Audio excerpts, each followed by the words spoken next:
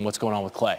Randy, Klay Thompson will have imaging this morning on the West Coast, and they'll go in and evaluate the severity of this injury. And there's certainly significant concern here, but nobody exactly knew last night, and everybody was anxiously awaiting the results of that imaging. Some of the Warriors staff will be down in L.A., his agent Greg Lawrence there, and so they'll get those results later this morning.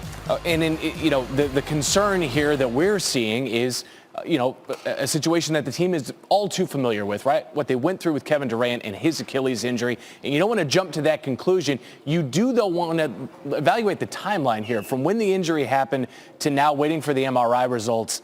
Has Klay been in medical care? Has he been just sort of icing it on his own? Is there anything you could shed in the last 24 hours with Klay?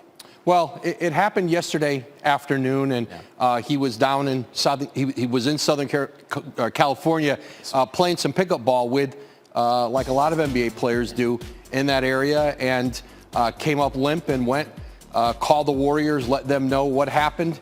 And so they're going to get that evaluation this morning, and certainly it's an organization on edge today. To be sure, and should be celebrating the second overall pick in the first round of the NBA draft, and here we are talking about a significant injury to a significant part of that team. That's Woj. Tim Legler now standing by with what it all means. All right, let's bring in Legs. So the Warriors kind of went on hiatus last season, gearing up for this year, and now this, Legs. What did you think of the decision to draft a center and James Wiseman at number 2, despite really the uncertainty whether they're going to have Klay Thompson this season?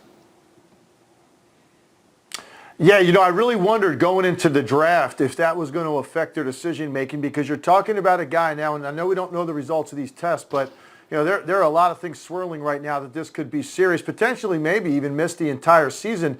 And you wonder now, if it's an ACL injury and then something else equally significant, do you start to think about differently in terms of how much firepower you have on the perimeter?